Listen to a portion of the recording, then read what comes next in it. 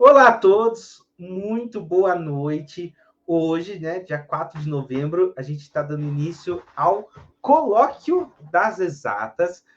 Como você deve ter percebido, né, agora chegando no final do ano, você que talvez seja um aluno mais antigo, deve ter percebido que as nossas fases, elas são temáticas. A gente tem trabalhado com alguns assuntos interdisciplinares, tanto que as práticas, o portfólio, o estudo de caso, eles envolvem temáticas que são interdisciplinares. E nessa fase, especialmente, a gente vai falar um pouco sobre esporte e cultura na ótica das exatas, e vai ser uma noite muito rica, com a participação de alguns professores, eu já vou citar, mas antes de tudo, dá boa noite para Solange, que está aqui interpretando, e daqui a pouco vai trocar, né? A gente vai ter outra menina junto, e para todo mundo que está assistindo.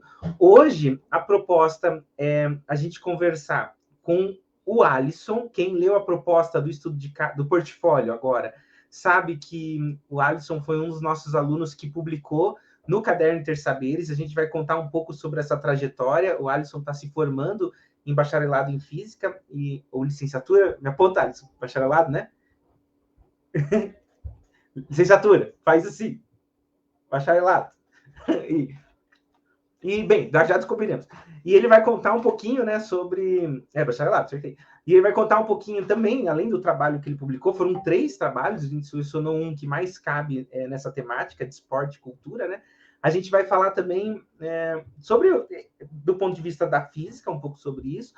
E depois do intervalo, vem uma professora que é doutora em genética para falar sobre doping nos esportes. E nisso, o professor Eduardo, que está aqui com a gente, pode colocar, professor Eduardo, para dar uma boa noite, vai nos ajudar também a conversar um pouquinho com ela, né? Eu sou mais da matemática da física, o Eduardo é mais da química, totalmente, né? Praticamente. E aí vai poder falar um pouquinho. Boa noite, professor Eduardo, tudo bem? Tá. Boa noite, professor Guilherme, tudo bem? Boa noite, Solange, né? Boa noite ao nosso aluno Alisson, que daqui a pouco vai entrar aí. Então a gente vai ter essa dinâmica aí, né? Vamos falar um pouquinho nesse primeiro momento aí com o nosso aluno Alisson, né? Que é aluno do curso de Física. Ele vai, como o professor Guilherme falou, vai apresentar o trabalho. E no segundo momento, a professora Luana, que é doutora aí na parte que vai falar sobre doping em si, né? Um pouquinho mais voltado ali para os cursos de química, como o professor falou, mas lembrando sempre que a gente precisa ter uma visão assim não multidisciplinar, e sim interdisciplinar. Essa visão multidisciplinar é quando você separa as caixinhas, né? Então aqui é química, aqui é física, aqui é matemática. A gente não pode pensar dessa forma. A gente tem que pensar que é uma área, né, das exatas, e uma ideia vai complementando a outra, né? Então, esse é o nosso principal objetivo aí, né? O Anderson ele já falou, ó, doping vai mal. Enfim, o povo tá falando boa noite aí, né? Boa noite, Keren, boa noite a todos. Então vamos começar aí, né, professor? Tá Então daqui a bom. pouquinho a gente vai ter esses momentos aí. Tá bom, então obrigado, professor Eduardo. A professora Luciane também vai acompanhar, ela só está com um pouquinho de dificuldade para entrar. E a professora Flávia, que é a nossa nova coordenadora, já quase antiga, né? Já faz mais de um mês. Daqui a pouco ela vai entrar também para dar as boas-vindas para vocês, conversar um pouquinho com vocês. Então, hoje, especialmente, né, a gente vai falar sobre essa temática de esporte, cultura e lazer. Eu vou puxar o Alisson para conversar comigo. Boa noite, Alisson, tudo bem? Só que tá mudo. O Alisson, você, lá quando você vai arrumando, você é lá de São José, né? Em Florianópolis, né? É a cidade antes de entrar na ilha, não é? Isso, exatamente. Já fui para lá. Muito legal. Bom. É pertinho também, né? É isso. E Tá. o Alisson, né? Eu estava contando até agora há pouco para mim que já fez todas as disciplinas, né? Não foi? E só falta o TCC. Fez atividades complementares também? Sim. Tá tudo certinho. Falta o TCC só. Nossa, isso é muito bom, porque a gente estava até conversando que vai ter a defesa dele, né? Assim que terminar, daí marca com o Polo lá. E vai que a gente participa. Aí você manda o link pra gente, Alisson. A gente vai fazer questão de participar. Isso é legal. E eu gosto, já é a segunda vez, né, que o Alisson participou, porque ele participou num dos últimos eventos que teve, que foi o seminário do Caderno Intersaberes. Como você bem sabe, né, para quem é mais antigo no curso ou está entrando, sabe que a gente incentiva demais a publicação dos nossos alunos, porque isso conta para a gente como professor, mas também conta muito para o aluno, para quem produziu. Você que participa dos grupos de iniciação científica, trabalha com as extensões de várias formas, tem uma experiência universitária mais rica, acaba sendo valorizado. Tanto que fica uma curiosidade, né? Não sei se o professor Eduardo sabe, né? Talvez vocês não tenham visto, mas abriu uma vaga para trabalhar aqui na Uninter, né? Precisa ser mestre, ainda tem um tempinho aí, e é especificamente para quem é engenheiro, mas para você, quando você lê o edital, não só aqui da Uninter, de concurso público, de um monte de lugares, uma dos quesitos para que você ingresse e pontue mais e se diferencie dos outros candidatos é publicação em revistas, artigos, apresentações, seminários, de novo, uma participação rica, né, ao longo do curso. Então, claro, você está aí, assistiu aula, aprendeu um monte de coisa, mas quanto mais você mantém uma relação próxima com seus professores, eu falo isso porque a gente tem sentido, até eu quero aproveitar, eu coloco isso, a gente tem sentido uma necessidade de que vocês, alunos, nos procurem. Não só para perguntar, perdi prova, o que eu faço? Não sei esse conteúdo, o que eu faço? Mas para contar como que está a sua posição no curso, o que você está achando, como você vê sua formação, para você trocar com a gente, tá? Eu vou falar isso muito ao longo desse próximo ano, de 2022. A gente quer vocês cada vez mais próximos, tá? Nesse sentido. E o Alisson foi um dos alunos que viveu intensamente, eu acredito, né? A graduação, né? Porque publicou num dos nossos cadernos, que é o Caderno Intersaberes, 3 artigos, né? Um que é Física e Biomecânica dos Animais, né? Me lembre, já, estou falando de cabeça. O outro do efeito Magnus, do vôlei, e qual que era o terceiro? E esse é o da trajetória, o de hoje. Isso. Ótimo. Legal. E foi bem interessante, não só ele, outros alunos publicaram, orientados, né? O Alisson publicou junto com o professor Roberto, foi quem revisou, né? Foi isso, os 3 com o professor Roberto. Isso, e todos os professores participam, né? O professor Eduardo publicou também, imagina, né? A Luciane, o professor Luciano, todos, né? Então, é um convite para vocês, e é isso. Então, agora, nesse primeiro bloco, como a temática é de esportes, eu tinha que colocar o trabalho do Alisson, não foi nada com os outros trabalhos são muito bons também, mas é porque ele ilustrou muito bem a temática que a gente vai falar agora de esportes. Então, a proposta que eu fiz para você, Alisson, era que apresentasse, né? Esse é o outro trabalho, né? Apresentasse esse trabalho para os nossos colegas, no teu caso, né, para os nossos alunos, e falasse um pouco sobre ele. Eu sei que você preparou algumas coisinhas, né? Sim. Então, fique à vontade. Se precisar de qualquer coisa, você grita. Eu vou estar aqui. Eu nem vou desligar a câmera. Se eu desligar é porque eu fui telefonar para a próxima professora. Mas tudo bem. Aqui. Quero compartilhar a tela, então. Tá. Tela cheia. Compartilhar.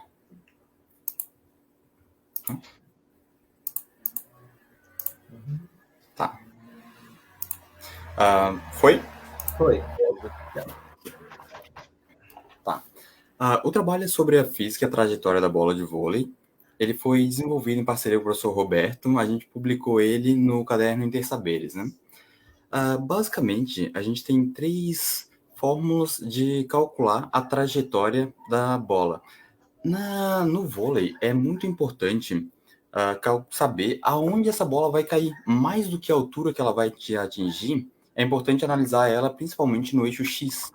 Então, aqui a gente tem 3 jeitos, basicamente, de calcular, que é a equação horária da posição, a sem atrito, aquela equação um pouco mais simples. Depois a gente tem a equação da horária da posição com o arrasto linear. Essa equação ela é um pouco particular porque ela fica um pouco complexa, mas depois a gente vai ver que ela não tem tanta eficácia assim. Dependendo de cada situação, de cada composição do sistema, ela vai ser mais ou menos relevante. E tem já a segunda equação, que ela é um pouco mais relevante em termos práticos, e cada uma delas tem uma certa peculiaridade, né? Elas têm diferentes complexidades, mas elas mantêm as mesmas características. Todas elas dependem da velocidade, dependem do tempo, e as equações com arrasto, elas têm uma dependência forte da massa e do diâmetro. Eu vou até voltar aqui para ressaltar a importância da massa. A massa aqui, dá para ver que ela está aparecendo em 2 fatores nas 2 equações. Então, a gente pode ver que se a massa for muito pequena, esse termo vai reduzir. Então, no final, ele não vai muito longe. Então, e se a massa for muito grande? Se a massa for muito grande, esse termo vai tender a 1. Vai tender a 0 aqui na exponencial, e a exponencial e na 0 dá 1. Então, isso aqui vai tender a 0 também. Então, cada configuração é bom ter uma massa ideal, uma velocidade ideal e um tempo ideal ali. A mesma coisa vai acontecer na equação de baixo, com um arrasto quadrático. Aqui, elas têm uma origem diferente. O coeficiente de arrasto do arrasto linear e do arrasto quadrático, eles têm uma origem diferente. A do arrasto linear, ela está relacionada com a viscosidade do fluido.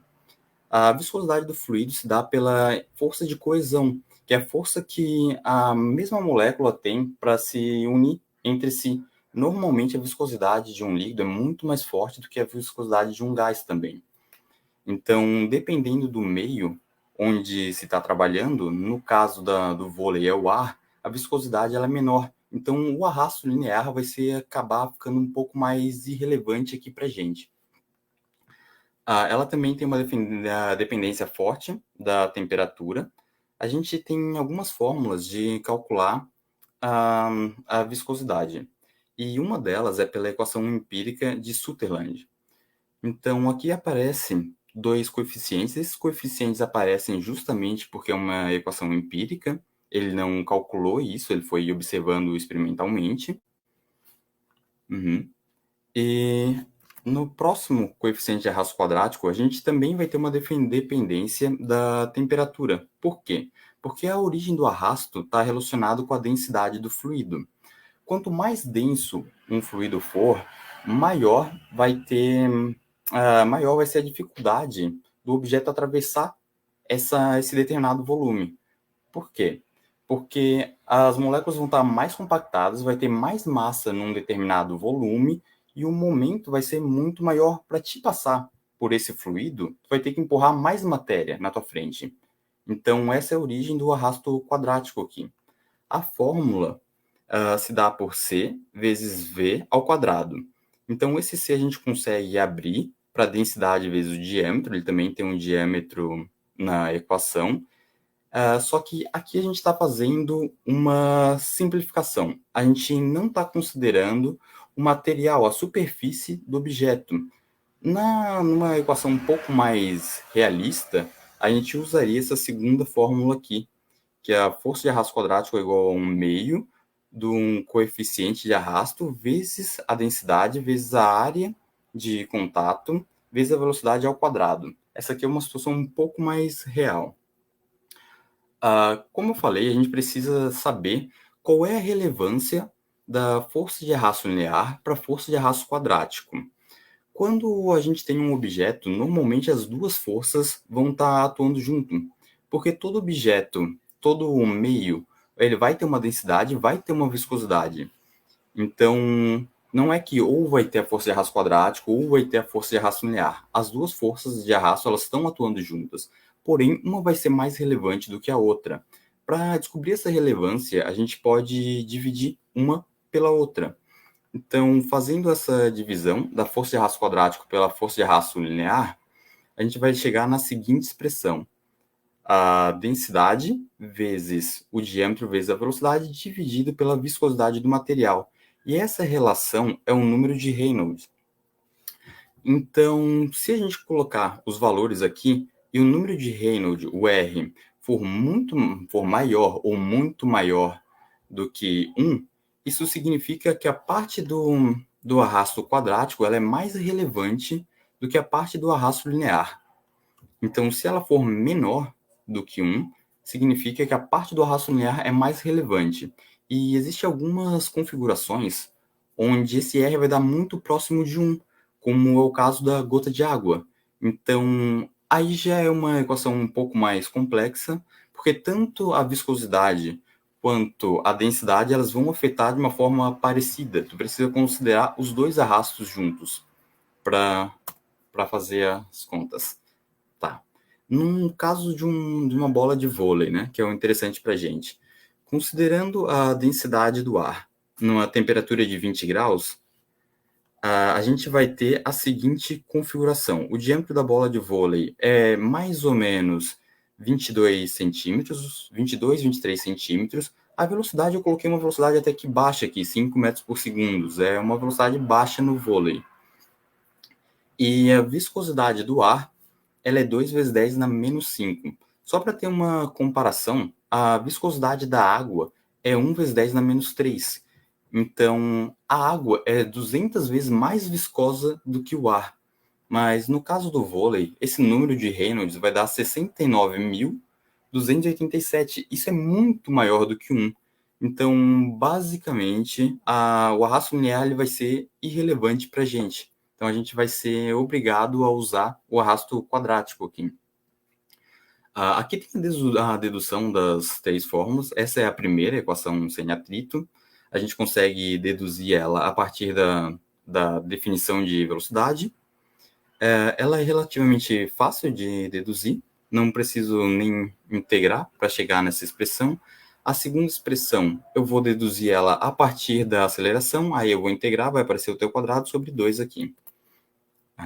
Aqui tem um experimento interessante, que Galileu ele já sabia que a massa não era relevante para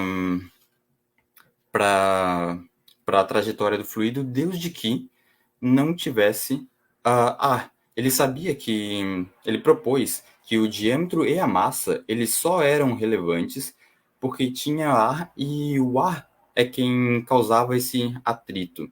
Então, em 2014, o físico britânico Brian Cox fez um experimento quando ele visitou um centro de treinamento da NASA, onde ele soltou uma bola de boliche e uma pena em 2 experimentos diferentes.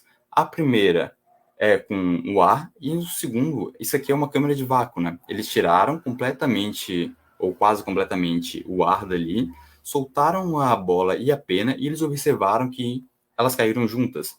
Então, mais uma vez, foi constatado que o ar e a massa e o diâmetro eles são dependentes, eles têm uma interferência apenas por causa do ar na trajetória. Meu Deus.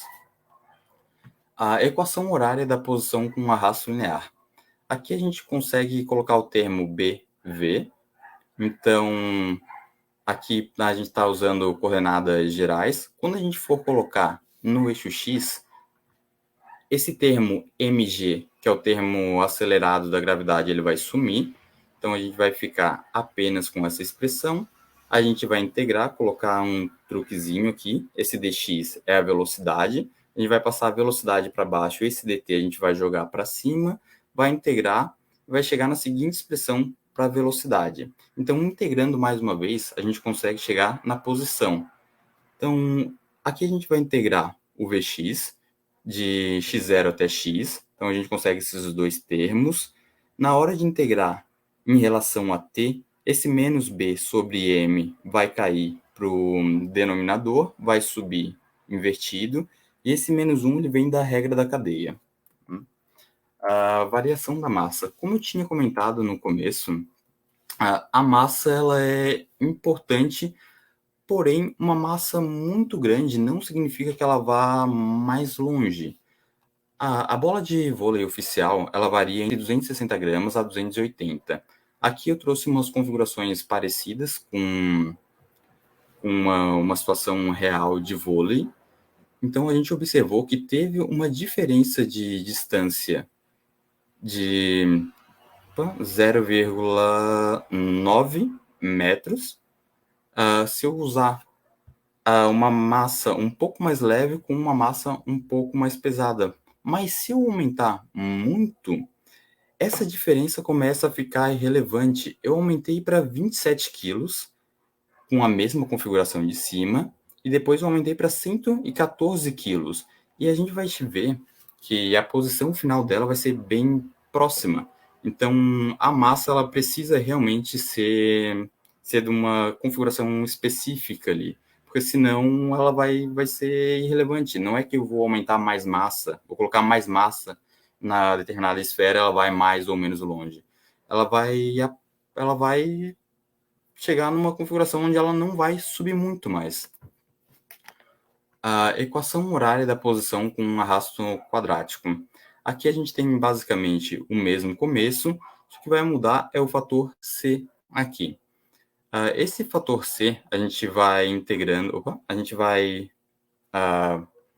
integrando, vai resolvendo a equação, que tem um v quadrado.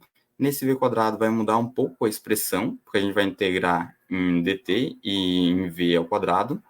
Então, ela vai mudar um pouco a expressão da velocidade. Da velocidade para a posição, a gente tem que integrar mais uma vez, só que a equação aqui realmente fica um pouco mais complexa. Eu achei que não valeria a pena colocar aqui. Então, aqui eu trouxe alguns exemplos práticos, exemplos comparados com situações reais, com uma viscosidade do ar, com um tempo parecido com o tempo de um saque normal no vôlei, o diâmetro da bola, a massa da bola, e a velocidade, eu coloquei uma velocidade relativamente pequena, eu poderia ter aumentado. Se a gente colocar nas expressões aqui, a gente vai obter que na expressão sem o arrasto, a posição final vai ser 13,856 metros. Se eu colocar na expressão com um arrasto linear, a gente vai ter uma posição muito parecida, 13,855 metros. Então, a gente já percebe que o arrasto linear ele é quase insignificante aqui. Agora sim, se eu colocar na expressão do arrasto quadrático, aí sim a gente vê que tem uma redução drástica da posição final dele. Aqui eu trouxe dois gráficos, esse aqui é o primeiro, onde a gente tem a velocidade ao quadrado em função da força de arrasto. A gente vê quanto maior for a velocidade, mais vai ser a força de arrasto em newtons aqui. E o segundo é o decaimento da velocidade em função do tempo. A velocidade em x, ela decai muito rápido em função do tempo. Quanto maior for a velocidade, maior vai ser o arrasto, portanto, a velocidade vai cair muito, pelo menos a velocidade em x, né? Lembrando que o movimento tem a velocidade em x e em y. Em y não vai ter esse decaimento tão brusco, porque tem um movimento acelerado. Só a título de comparação, o saque mais rápido do mundo tem uma mais forte até então, teve uma velocidade média de 37,2 metros por segundo. Então, ele durou mais ou menos 0,4 segundos, que na curva daria aqui para baixo. Só a título de comparação mesmo, porque a gente não tem como saber a velocidade em x precisa, né?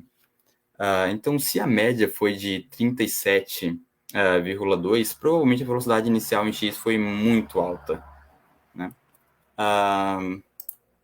Peraí. Aqui também eu pude colocar no GeoGebra também a expressão da velocidade e a gente pode ficar brincando com ela, colocando a velocidade inicial para saber o comportamento da equaçãozinha aqui. Era para ela mexer. A gente pode ficar alterando a configuração, tanto a configuração da massa quanto a configuração do arrasto.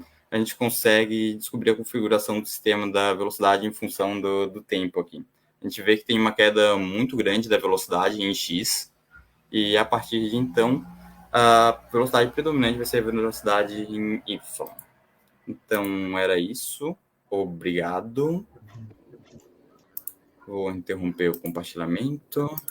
Vamos tentar de novo olhar o software lá, o GeoGebra, porque eu acho que ele estava no negativo, não estava? A hora que você colocou, estava mexendo os fatores? Então, professor.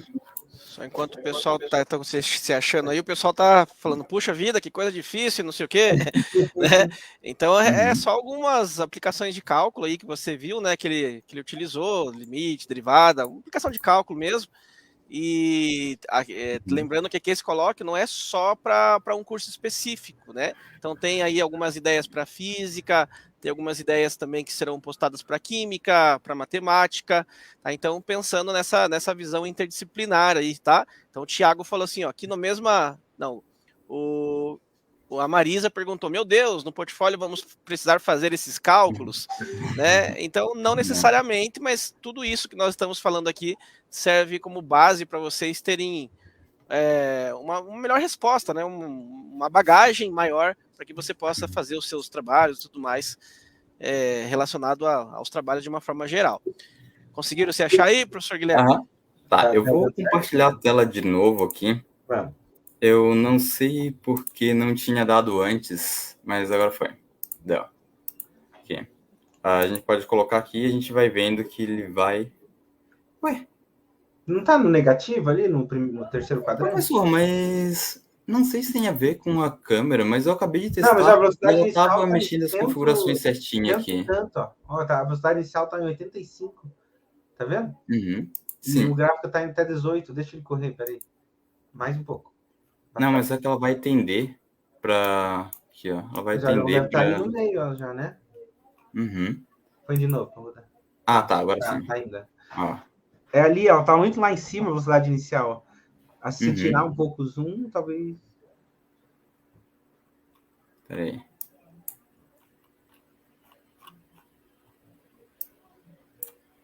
Tirar o zoom? Não. Tá. Isso, vai dando scroll, gira aí o teu negócio do mouse. Pra passar. Isso. Aí aperta o play. Ok. Ó, ela tá indo. Ok. Uhum. Entendi. Tá, a gente pode brincar com as configurações aqui. Esse C tem um diâmetro e a densidade inclusa, e o M a massa tá inclusa aqui também, né? Então, conforme a gente vai brincando com o sistema, a curva vai alterando um pouquinho. Uhum. Vai aumentando a massa. Já ia fugir. Eu quero ver mais um pouquinho ali, antes de... Um pouquinho? Tá, peraí.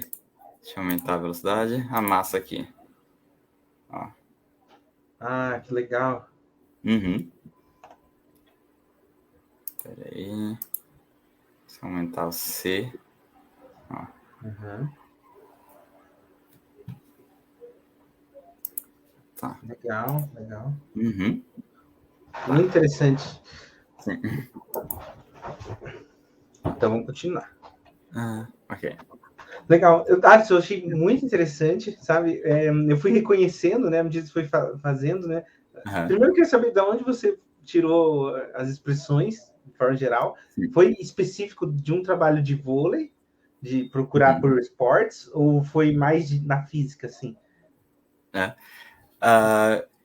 Eu queria trabalhar com a questão da aerodinâmica, então eu comecei a procurar sobre referências bibliográficas, eu encontrei esse arrasto, também a diferença do arrasto, então a partir daí eu fui desenvolvendo a pesquisa. Tem um professor da Unicamp também, que eu peguei bastante referência dele. De mecânica clássica, daí. De mecânica clássica, exato. É isso que eu fui me lembrando, porque essa parte é realmente muito interessante. E o pessoal que é da física, não só da física, né? O Darwin falou de química, de matemática. Eu acho que todos deviam estudar um pouco de mecânica clássica, né? Porque a forma que o desenvolvimento é feito é muito bonito, né? O pessoal está preocupado, nossa, mas essas equações, como que eu vou dominar, como que eu vou fazer? Não. Mas mesmo, porque... É só para mostrar de onde veio. Consegue voltar numa dos slides lá, onde você tinha aquela forma M sobre B vezes exponencial de B sobre M?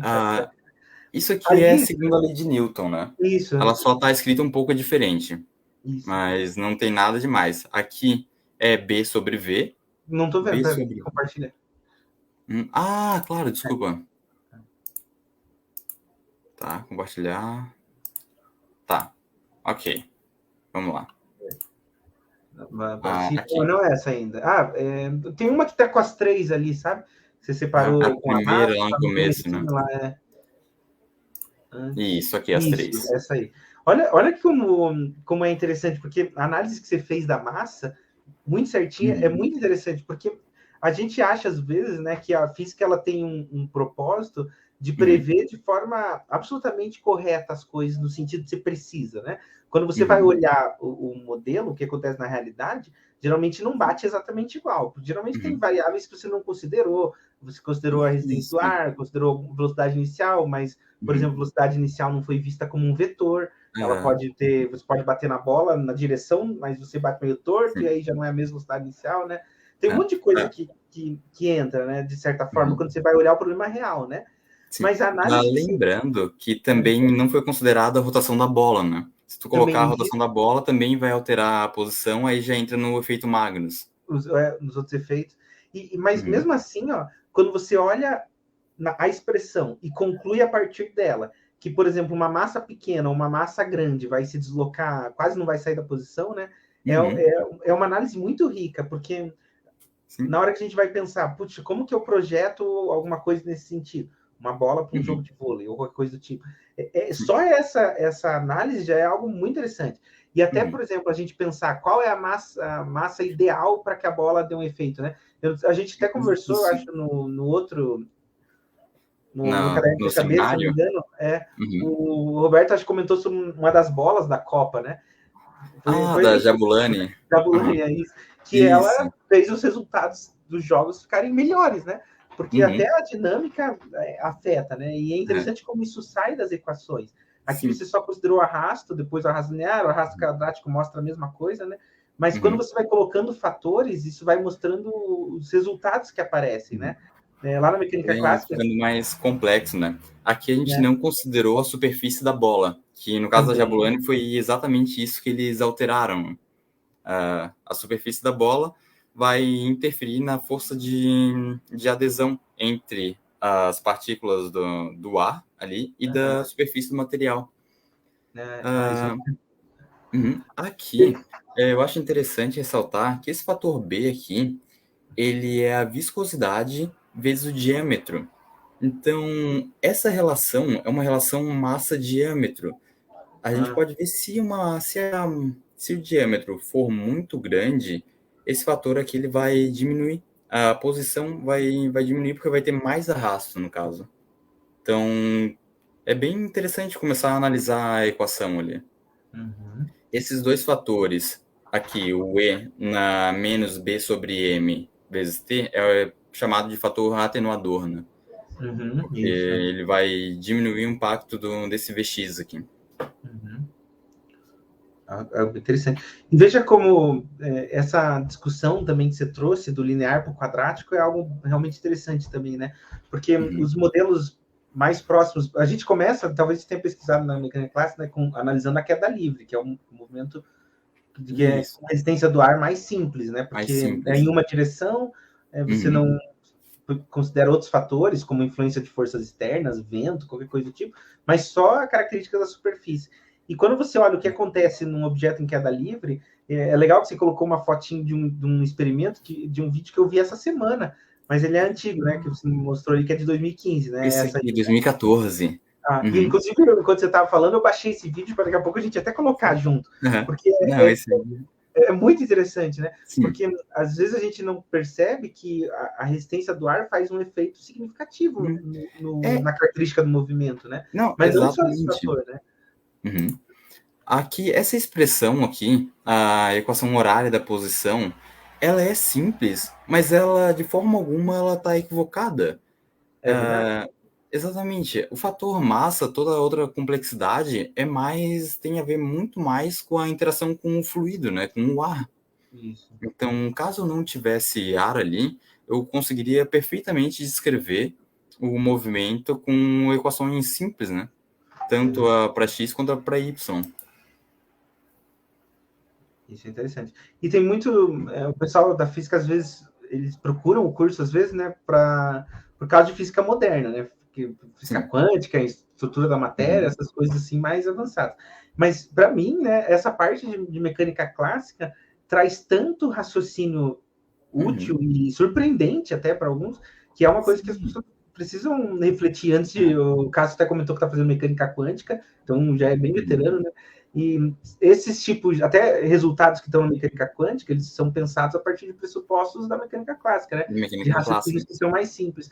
A própria, por exemplo, a força de atrito, né? Que é uma coisa que aparece bastante, que envolve a superfície, né? E até aquele entendimento da rugosidade, de como a superfície é mais lisa ou não é, né? Do ponto de vista molecular, te explica, por exemplo, por que ela depende da normal, da pressão que o objeto está fazendo na superfície, né? Mas depende também da característica da superfície, né? Isso é... Eduardo, tá aí? Estamos juntos? Muito legal mesmo.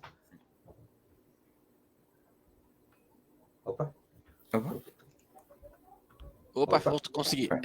Estamos sim, cara. É muito legal, né? Esses experimentos aí é uma coisa que a gente...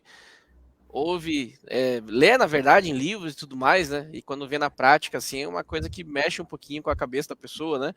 O Anderson ali falou, ô, legal, parece ser a primeira vez que viram um experimento, né? E o pessoal, a Lisandra falou, parabéns, Alisson. O Cássio falou, ainda não fiz mecânica clássica, mas tá chegando lá, né? O pessoal tá quase chegando. Bem legal mesmo. Quando você falou ali da densidade também, né? Me veio na cabeça que dá para juntar com a química isso também. Porque quando você aquece algo, né, a tendência disso é dilatar. Dilatando, você aumenta o volume e, consequentemente, você diminui a densidade. Por isso que o ar quente ele acaba subindo, porque ele é menos denso, né, comparado com o ar frio, gerando ali as correntes de convecção. E isso influencia também numa reação química, né? Se eu tenho uma reação com uma temperatura um pouco mais elevada, a tendência, que dá até para usar a física para explicar, é ela se tornar mais rápida, né? A energia cinética, que vocês sabem, é mv² sobre 2. Pensando na cinética química, é quase igual a fórmula, é kT² sobre 2, né? Sendo que o K é a constante da reação, o T seria a temperatura. Então, quando a gente aumenta a temperatura de uma determinada reação química, sendo ela endotérmica, né? Ou seja, ela absorve calor, ela acaba aumentando também a energia cinética, tornando a reação mais rápida, devido à quantidade de choques de moléculas lá. Né? Então, dá para casar certinho aí a parte da física com a química, né? Essa dilatação e tudo mais. É bem legal mesmo esse tipo de situação aí. Né, Gui? Exatamente, aumentando a energia cinética, vai aumentar o número de colisão e a probabilidade dos átomos se juntarem mais cedo, né? Então, interessante. Que para acontecer uma reação química, tem a teoria que chama a teoria das colisões, que inclusive dava até para também estudar na parte da física, né? Que os átomos em si, eles têm que se chocar. E quando eles fazem esse choque, que pode acontecer, não necessariamente vai acontecer a reação. Né? Caso ele tenha um mínimo de energia, que é chamada de energia de ativação, e tenha também a geometria, o formato favorável, essa reação acaba acontecendo. Né? Então, aí e tem tudo a ver com a parte da movimentação, energia cinética, né, e tudo mais. Então, bem legal mesmo esse tipo de coisa. Eu comecei a pensar em um monte de coisa na parte da química também, que dá para juntar aí. Bem interessante. E sabe que da química, né? Depois tem a parte de mecânica estatística também, né? Acaba modelando um pouco disso tudo, né? Verdade. Agora, enquanto a gente vai continuar, eu vou dar boa noite para a senhora Luciane, que finalmente conseguiu entrar. Tá Conseguiu! De conexão. Oi, boa noite, pessoal. Boa noite. Descobri qual era o problema. Não era a pecinha que estava atrás do computador, era o computador que estava na frente da pecinha. Eu troquei a máquina e entrou. Eu não sei o que aconteceu, se eu usei esse computador no sábado, né, o notebook, agora eu estou na outra máquina. Mas tudo bem, contornada a situação, estou aqui, boa noite a todos. Né, boa noite, Alisson, tudo bem? Boa noite, Heloíse, professor Eduardo, professor Guilherme.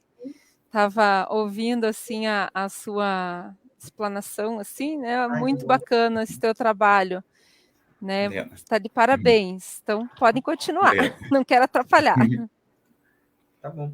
Agora na sequência, né? Só passar um tempinho, a professora Luana já vai entrar, professora Luciane, para comentar. Sim. Ela só teve um probleminha de conexão aqui, ela disse que caiu, mas já está voltando. Acabou de voltar, já apareceu ali.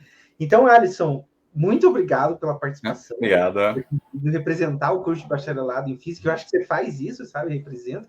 Agora você vai se formar, espero que atue na área também e tenha sucesso. E que precisar, sabe que conte com a gente. Já fica o convite aí para voltar e fazer o curso de Química aí, né?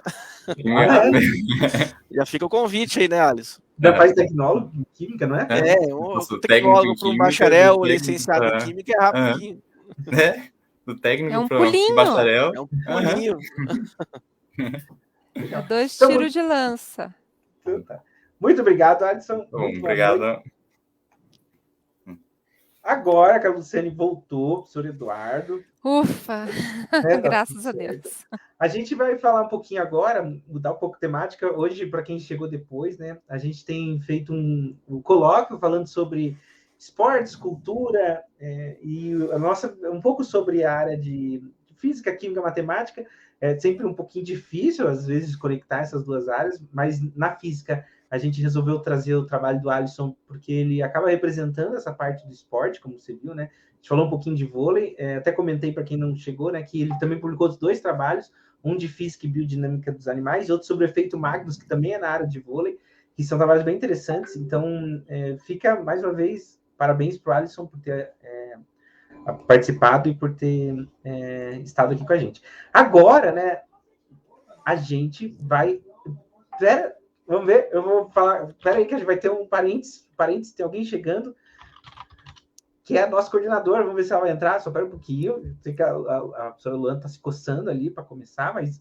Espera aí que ela acabou de falar, porque a professora Flávia, porque não sabe, ela tinha uma consulta hoje, e... Deixa eu ver se ela vai dar um oi para a gente. É daqui a pouco, porque ela vai montar o banner ainda e fazer mais umas coisinhas. Então, a gente vai continuar. Eu vou apresentar para vocês hoje a professora Luana. Muito boa noite, professora Luana, tudo bem? Você? Oi? Tudo bem? Tudo bom? Oi. Seja bem-vinda. Hoje... Boa noite, professora. Tudo bem com vocês? Obrigada pelo convite. Que bom. A professora Luana é doutora em genética pela Federal, então aqui do Paraná, né? Bacharel em biologia. É isso, né? Atua já no ensino superior? Acho que é a conexão dela, ou não? Oi. Oi, agora eu... Voltando. Voltando. Isso. Tá. Você ouviu? Tinha caído, acho que caiu um pouquinho, né? Sim, já estou atuando.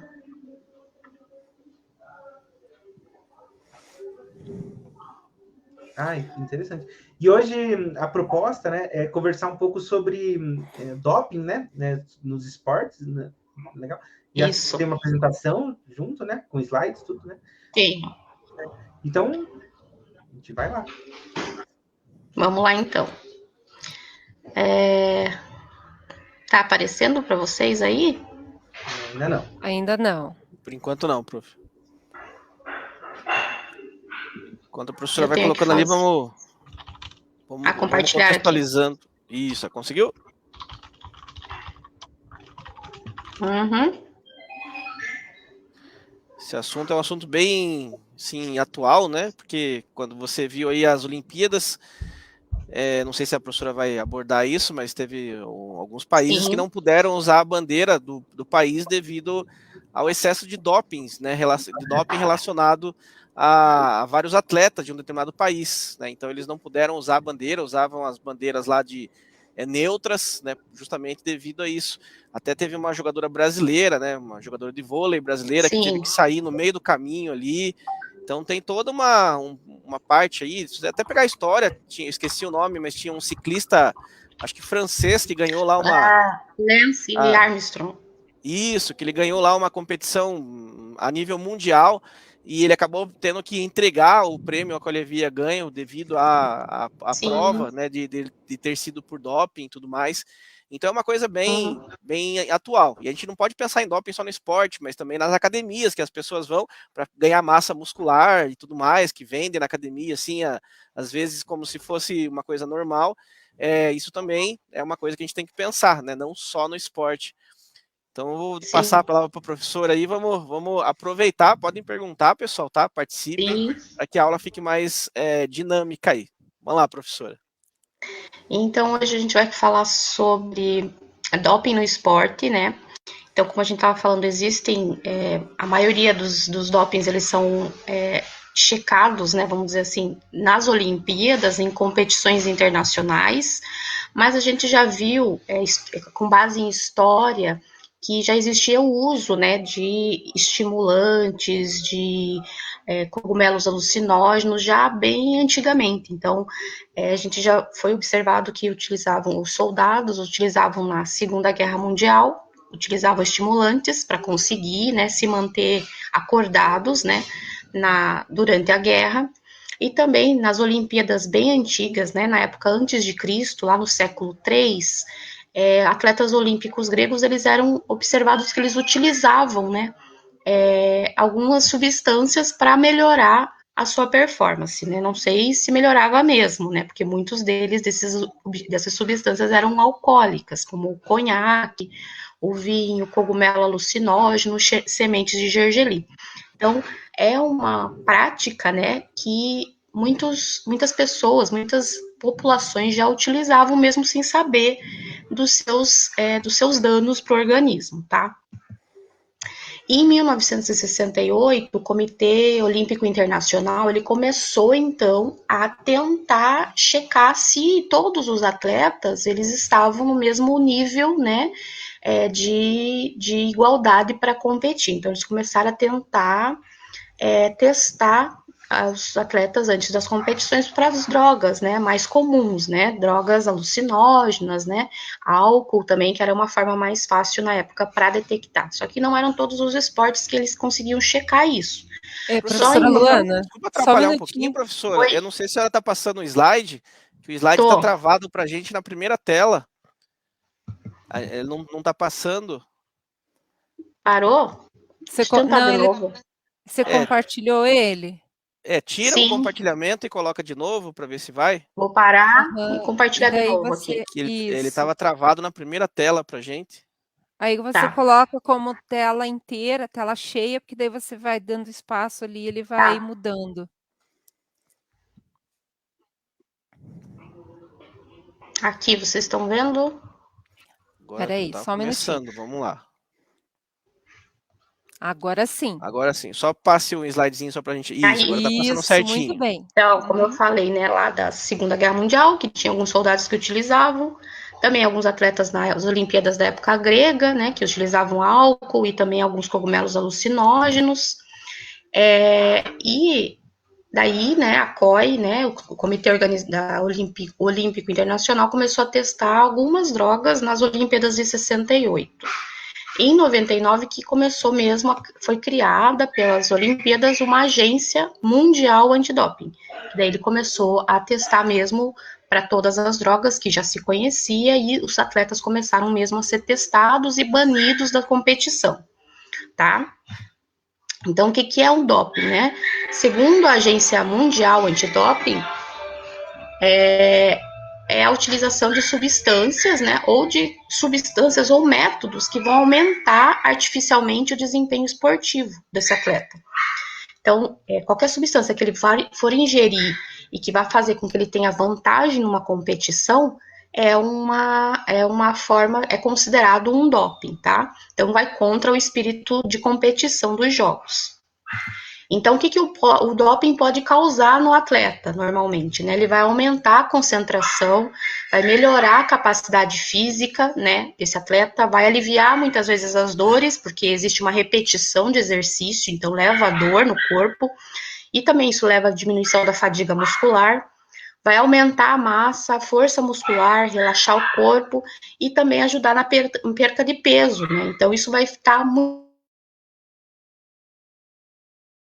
vantagens para ele dentro de uma competição. As substâncias mais usadas, né, que eu vou falar aqui, são algumas, né, que a gente conhece, que são os estimulantes, analgésicos narcóticos, beta-bloqueadores, esteroides anabolizantes, diuréticos e hormônios análogos e peptídeos, tá? Então, eu vou falar um pouco da substância e também vou dar um exemplo do que já foi observado, né, no doping dentro das competições, que atletas, né, que a gente pode usar como exemplo que já utilizaram.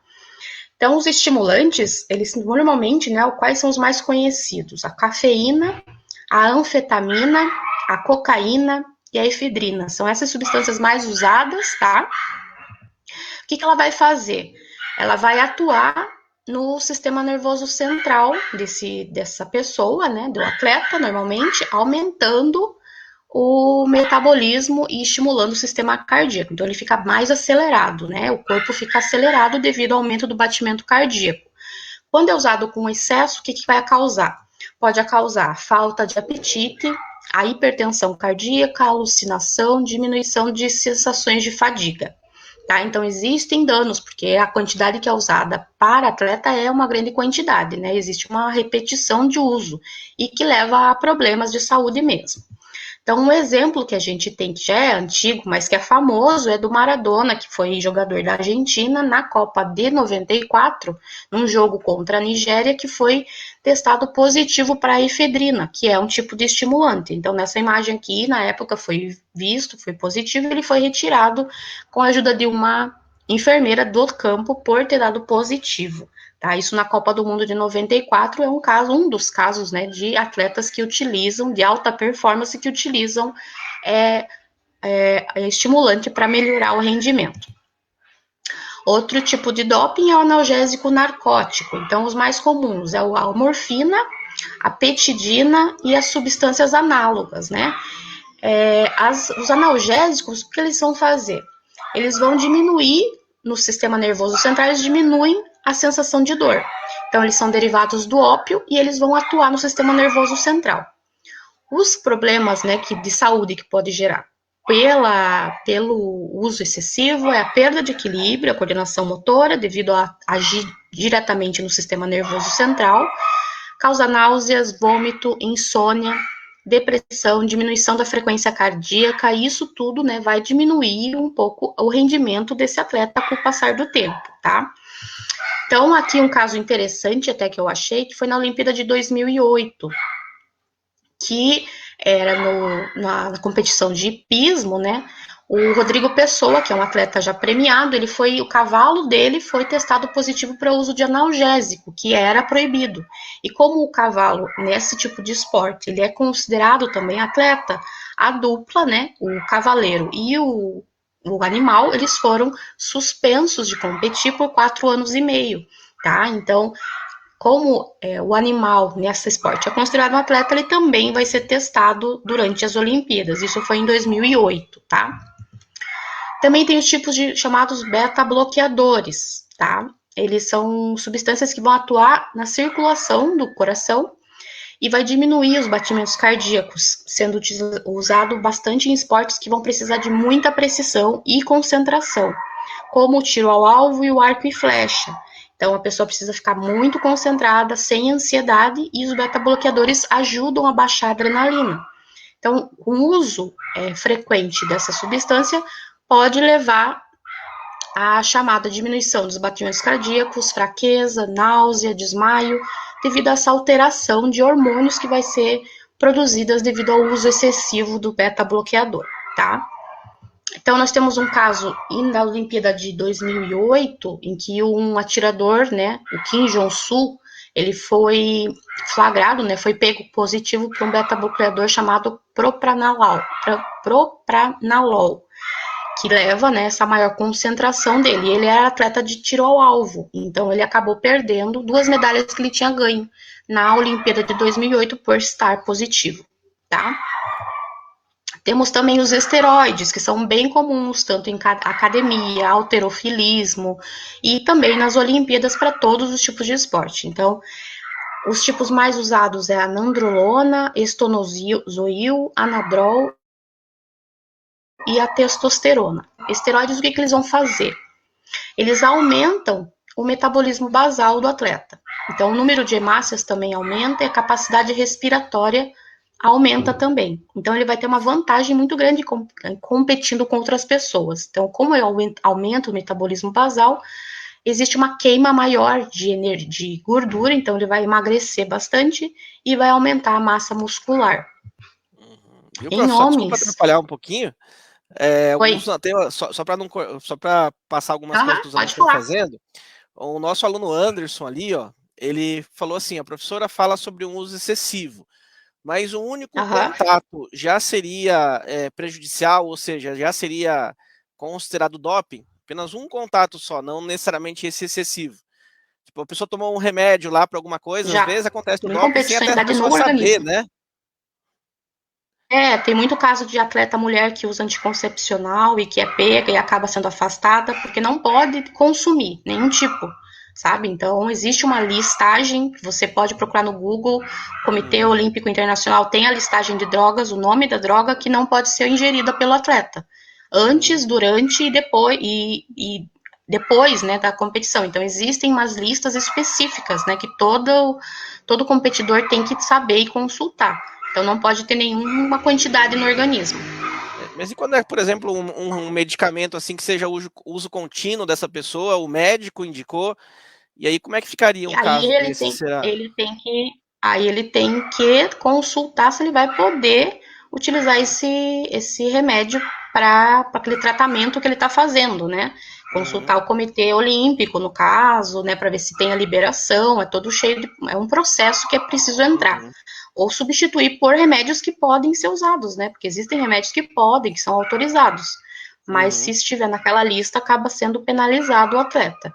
É que virou uma moda, né? Ah, eu não sabia, o médico me indicou, eu usei sem querer, né? Fica aquela desculpa ali, né? E é bem fácil deixar essa lista, sabe? É bem fácil deixar a lista, tipo, é bem acessível, então não tem muito como acreditar nessa desculpa que um atleta de alto rendimento não saiba, né, a lista, entendeu? Então é bem complicado.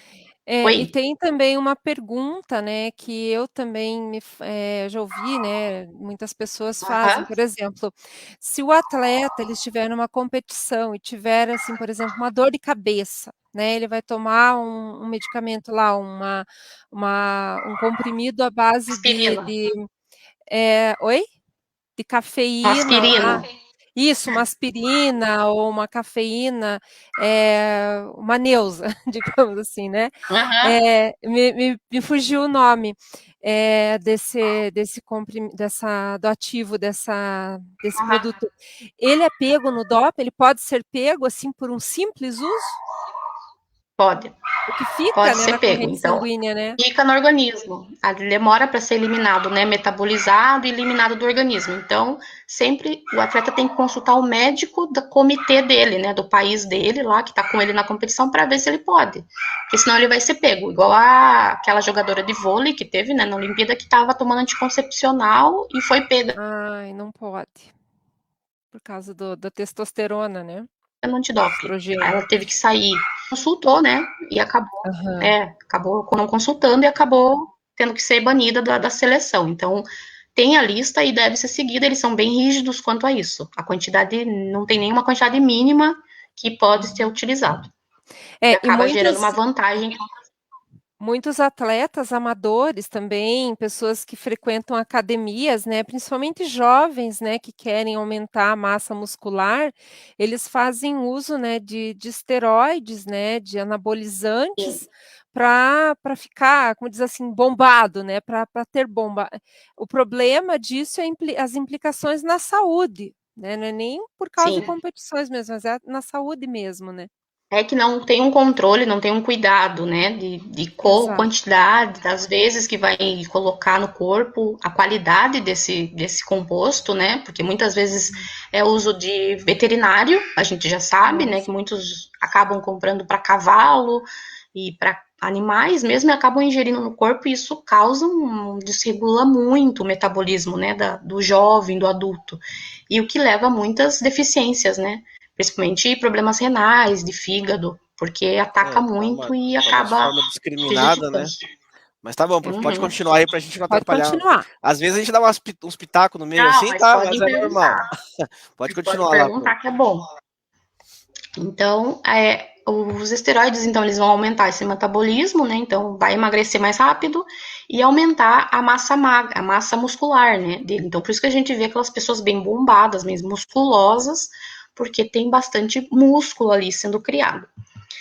Em homens e mulheres existe uma alteração, né, das características, né, dos danos que causa no organismo quando em excesso. Em homens, pode levar a alteração de humor, então, de repente está muito feliz, depois de meio-dia, passa 12 horas, está muito triste, então altera o humor no mesmo dia, aumento da agressividade, pode levar ao infarto, porque existe um aumento do trabalho do coração, né? Então, o coração acaba trabalhando demais.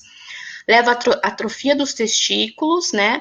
Aumento das mamas e, em casos extremos, leva ao câncer de fígado, porque o fígado está ali precisando trabalhar muito, né? Para metabolizar esse esteroide que está sempre sendo inserido e colocado no corpo. E muitos homens, né, halterofilistas, afirmam, né, que é uma escolha que eles fazem, que eles sabem dos danos, mas eles acabam com anos de uso, eles acabam ficando estéreis, né, devido a essa atrofia dos testículos, isso vai afetar a esterilidade, a fertilidade dessa pessoa. Em mulheres, acontece também algumas características, né, alguns danos, né, mais específicos, como o aumento exagerado da musculatura, então a gente vê aquelas mulheres bem musculosas, né, o crescimento de pelos em regiões no corpo que não tinha antes, né, em regiões semelhantes onde os homens têm, né, a voz também fica mais grossa, e leva a uma desregulação do ciclo menstrual, porque existe um aumento, né, de hormônio dentro do corpo da mulher. Isso leva a uma desregulação do ciclo menstrual e, em casos extremos, também leva à esterilidade da mulher, pois existe um descontrole, né, uma falta de controle desses hormônios no corpo. Então, existe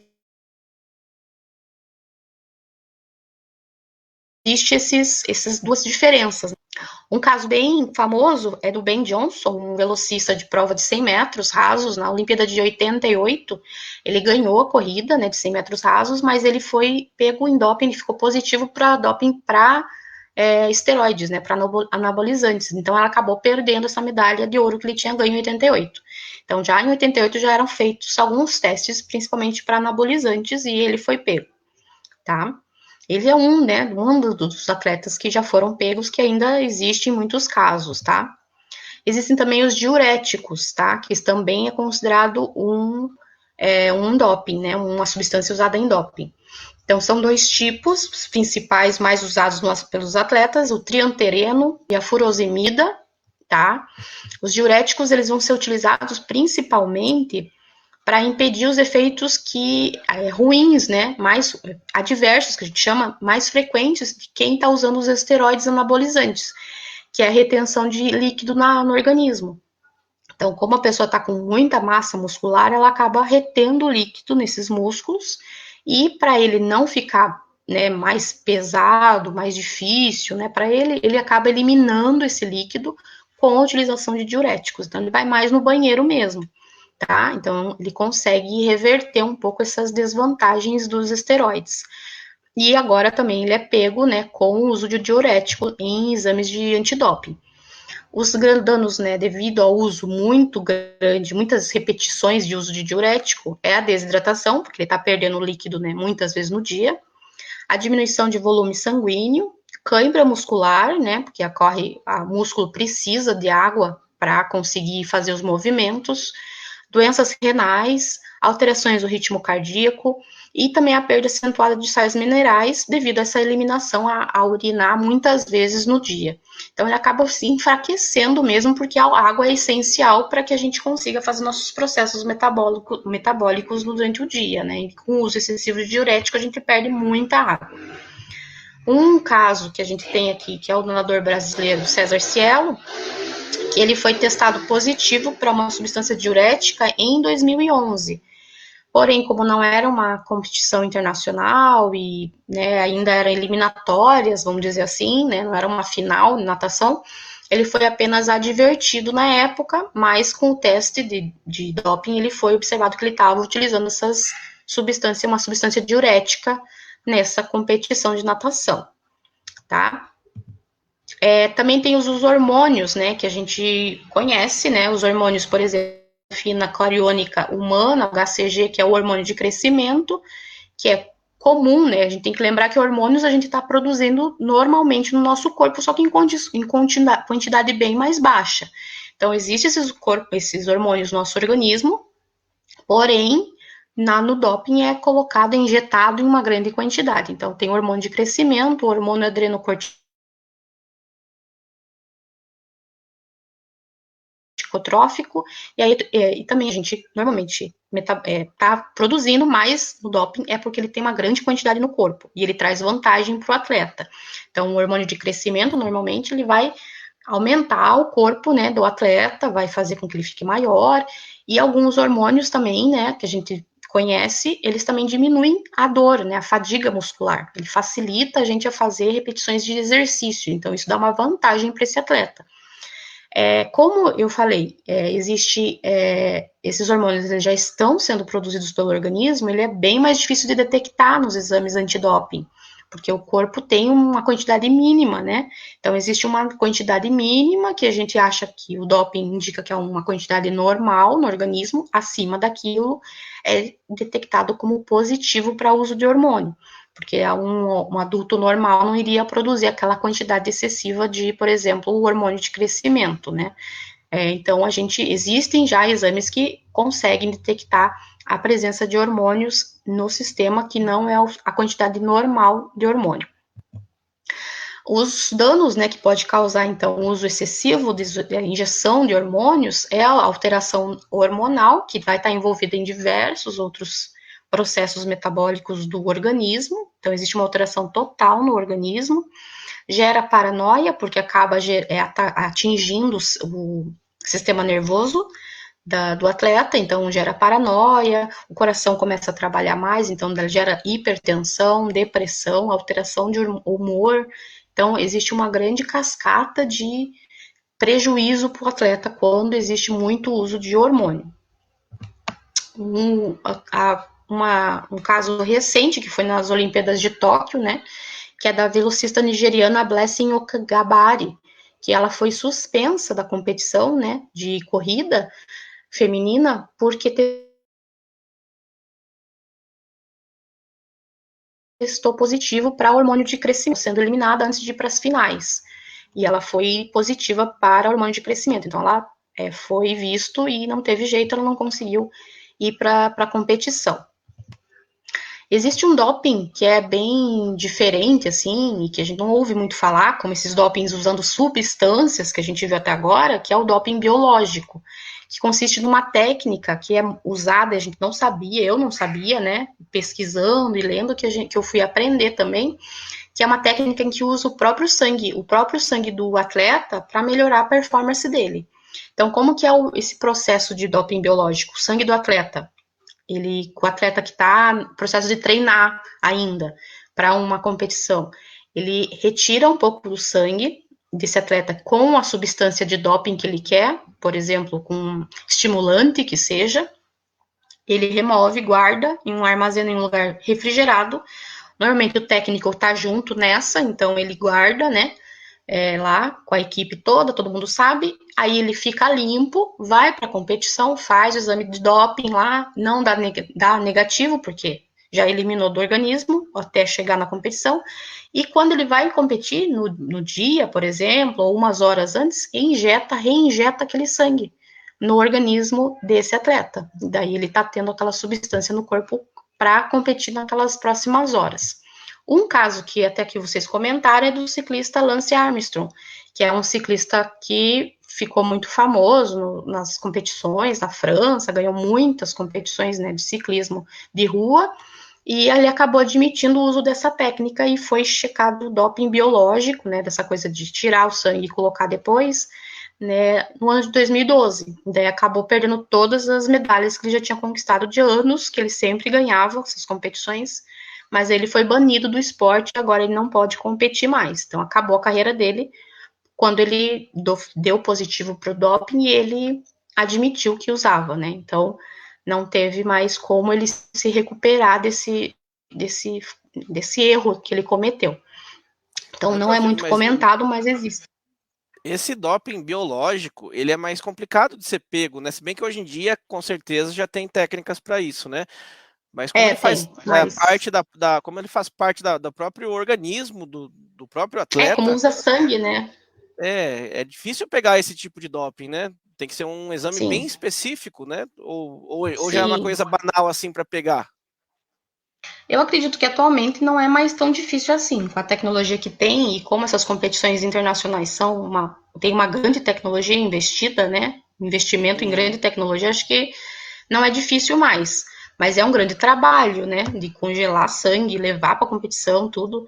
E daí ele acabou admitindo também, o Lance Armstrong, ele acabou admitindo que era feito isso. Então, confirmou mesmo com o positivo, ele falou que era isso que ele fazia. Então, acabou com a carreira dele, né? Não teve mais como ele voltar para a competição. Mas aí também é uma...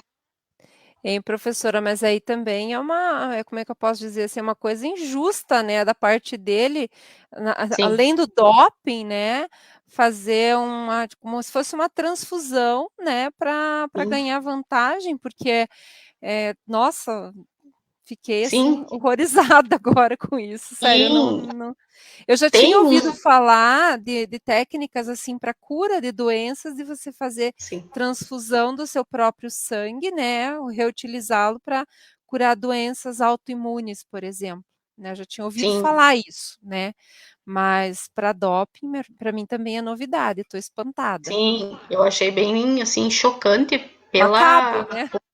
pela complexidade, né, por toda uma equipe que tem que estar por trás disso, ele sozinho não conseguiria. Com certeza. Então, por isso que acabou com a carreira dele, com quem tava. E tem um documentário na Netflix que fala da equipe, com um técnico, não sei se vocês já assistiram, de um técnico, de um cara de um laboratório russo, que ele explica como que eles faziam para burlar as competições, sabe? Que doido. Como eles faziam os exames e como que eles trocavam as urinas. Tipo, é uma coisa que você fica, meu Deus, é todo um país, entendeu? Né? Todo um país envolvido no doping mesmo dos atletas, de alto rendimento. Então, é uma coisa que a gente não tem noção, mas que existe mesmo, sabe? E o doping biológico é uma coisa que um método que eu não conhecia, mas que eu estava vendo que tem bastante caso até. E que só que não é falado muito, mas é bem comum atualmente, assim, por não ter muitos danos para o organismo, porque é o sangue do próprio atleta, né? E continuando aqui, então temos também o chamado doping genético. Esse é o mais high-tech que a gente pode falar, né? Que vai ser o uso de inserir na célula do atleta genes ou pedaços de genes que vão modular a expressão do gene dentro do corpo, favorecendo, né, aumentando o desempenho esportivo desse atleta.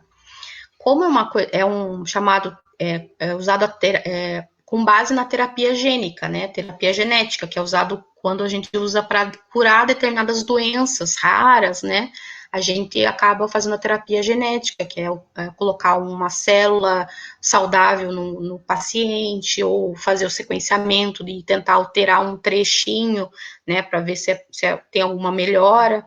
Mas agora eles passaram para favorecer o atleta, né? Colocar um gene a mais, ou fazer com que aquele gene expresse mais, para que aquele atleta tenha uma vantagem no seu desempenho. Como é um método totalmente novo e que não se conhece ainda muito o que pode acontecer, então os principais problemas que pode gerar é uma resposta inflamatória do corpo, né? Porque a inflamação é uma resposta do corpo para tentar se defender de algo diferente que está acontecendo. Então, o corpo pode gerar inflamações em várias partes do corpo porque ele não está entendendo o que está acontecendo, por que está tendo tanto gene, então, porque aquele gene está sendo expresso tanto assim. E também a gente pode levar a gente não vai ter um controle total da expressão desse gene novo, vamos dizer assim, dentro daquele corpo do atleta. Vai ser tipo um experimento em vivo, né? Vai ser colocado ali e vamos ver o que vai acontecer. Existe, né, interesses, existem artigos já de pesquisadores mostrando as vantagens de utilizar o doping genético, né, tentando defender e mostrando quais genes seriam interessantes começar a estudar para tentar favorecer os atletas.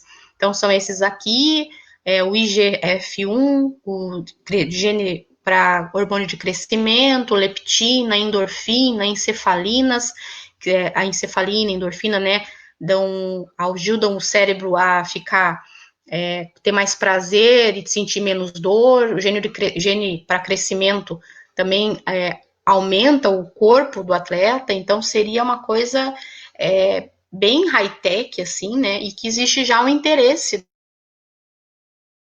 dessa área do esporte de alto rendimento de tentar manipular e tentar convencer os antidopings, né, os laboratórios, de que isso não seria um prejudicial tanto assim para o atleta. Mas claro que a gente sabe que sempre vai ter o lado ruim, né, de se mexer em algo, adicionar alguma coisa no organismo de uma pessoa. Então aqui tem alguns... Um aluno nosso, Thiago, Ele fez uma seguinte Oi. pergunta ali sobre ainda o doping biológico, só para não avançar muito. Aham. Ele perguntou, já que o doping biológico é alguma coisa relacionada ao próprio organismo do atleta, para ser considerado, né, que esse atleta tenha feito doping, eles analisam quantidades do próprio organismo de alguma substância com concentração elevada. Como é que eles analisam esse tipo de doping, assim, pensando na parte biológica, já que faz parte do próprio organismo? Sim, é que como existe uma quantidade, tem estabelecido já pela comissão de antidoping, já existe uma quantidade mínima, por exemplo, de hormônio no corpo. Né? A gente, no doping biológico, a gente qualquer substância vai ser inserida colocado junto do sangue, né, do atleta que é retirado. Por exemplo, quando é o hormônio, vai ser, já sabe o número, a taxa mínima de concentração de hormônio que tem no corpo. Qualquer quantidade acima disso vai ser considerado doping. Então, o hormônio, que é uma coisa que é uma substância que é comum no organismo. Agora, a presença de qualquer outra substância já vai mesmo na quantidade mínima, né? Por exemplo, estimulante, beta-bloqueador, isso não é comum no organismo, né? De nenhuma pessoa. Então, já vai ser checado, já vai ser observado que é uma substância que está alterando o rendimento. Então, é considerado doping.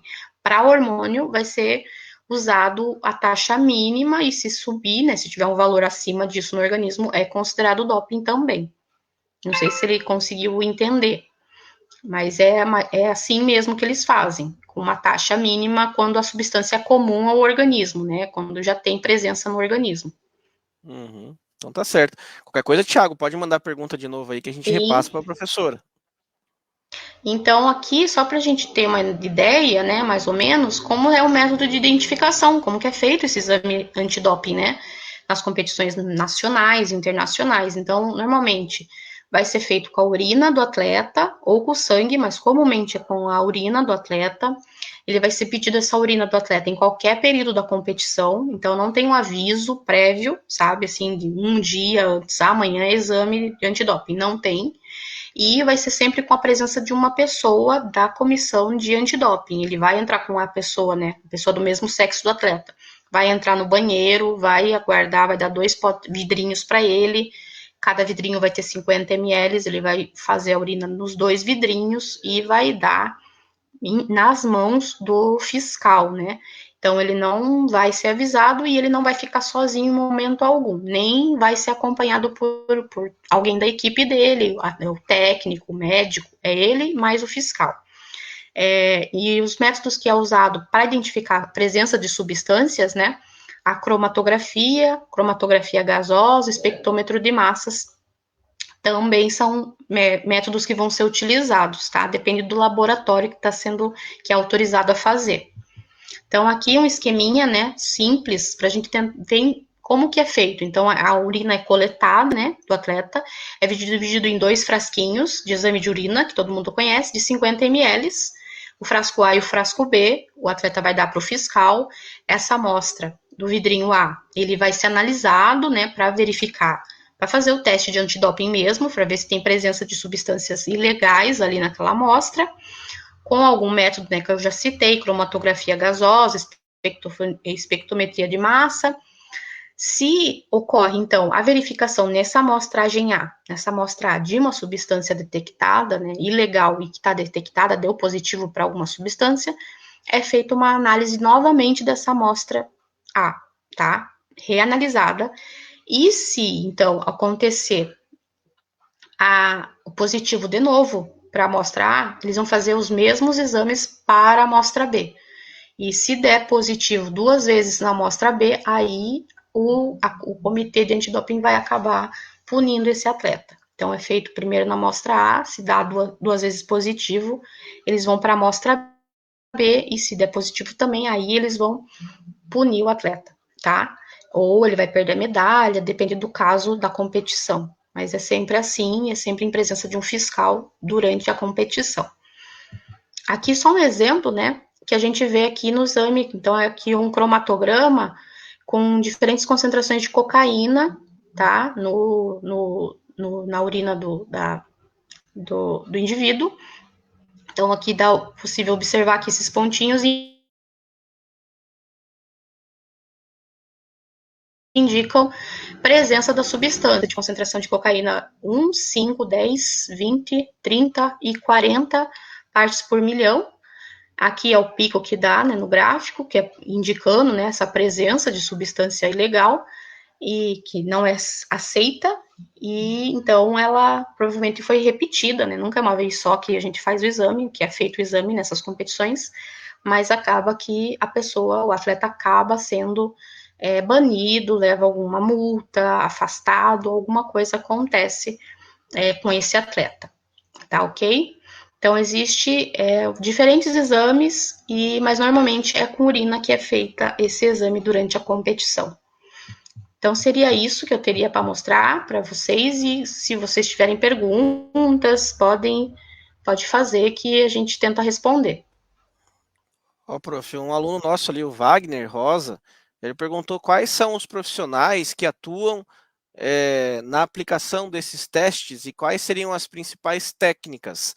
Embora já tenha comentado alguma coisa ali, né, sobre as análises aí, químicas e também de sangue, mas quem que faz esse tipo de análise, né, responsável principalmente pela parte do atletismo em si, né, que geralmente é ali, que é a parte principal dos dopings, né, e também quais são as principais técnicas aí para que realmente não tenha dúvidas, né, de que o atleta está ou não está sob o efeito de doping.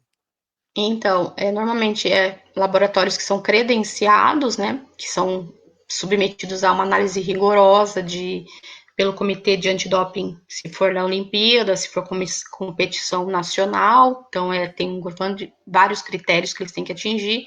Esses laboratórios normalmente têm químicos, biomédicos, biólogos que são capacitados, né, têm o treinamento para conseguir fazer esses exames de uma forma bem rígida, né, sem contaminação da amostra, que é muito importante, né, não ter contaminação de amostra.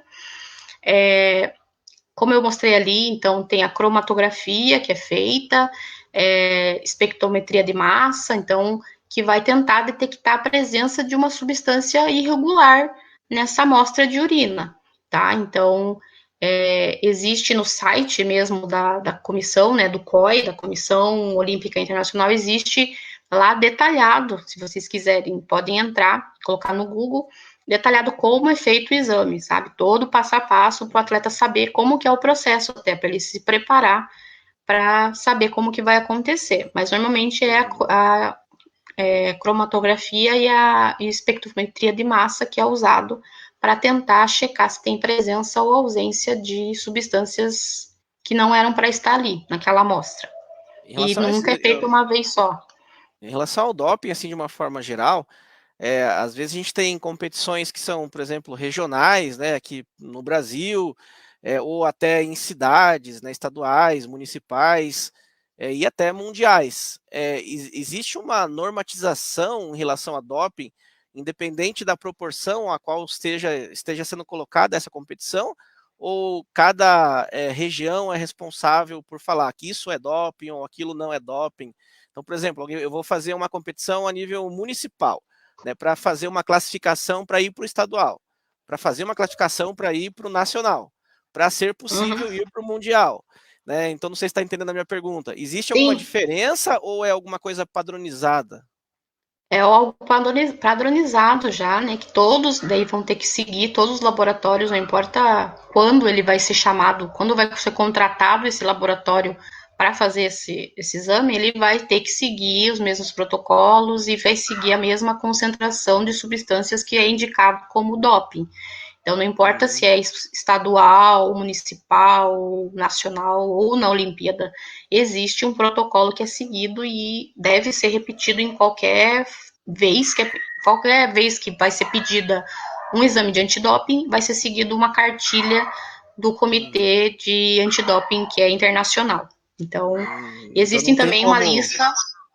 Existe uma lista também por esporte. Tem esportes que têm mais substâncias ou menos substâncias que podem ou que não podem, né, ser ingeridas pelo atleta. Mas então não tem como, professor. Então não tem como, por exemplo, o atleta chegar lá, por exemplo, numa Olimpíada, não usar doping, mas ele nos níveis mais inferiores, até chegar lá ele usar, ele pode ser desclassificado lá na Olimpíada se for provado que ele foi antes disso utilizado Sim. essas substâncias, mesmo que na Olimpíada não tenha usado. E normalmente, como não demora também esses resultados, eles nem vai chegar a ir para o internacional, vamos dizer assim, né? Num exemplo que a gente está falando. Ele já vai ser pego antes, porque os exames não são tão demorados também. Então, até o final daquela competição, ele vai ter o resultado daquele antidoping. Daí, ele, se ganhar a medalha, ele vai perder, provavelmente. Entendi. Professora, então, eu até coloquei como referência bibliográfica, né, uma lista, né, uma publicação sobre a lista de substâncias proibidas que foi publicado pelo Comitê Olímpico Internacional, né, tá lá como referência, né, do trabalho que os alunos vão ter que pesquisar, né, e Isso. nessa publicação, o que me chamou a atenção é que tem tem muita coisa. Muita coisa. Então eu fico pensando assim, né, será que, por exemplo, o atleta, né, para participar, lógico, né, essa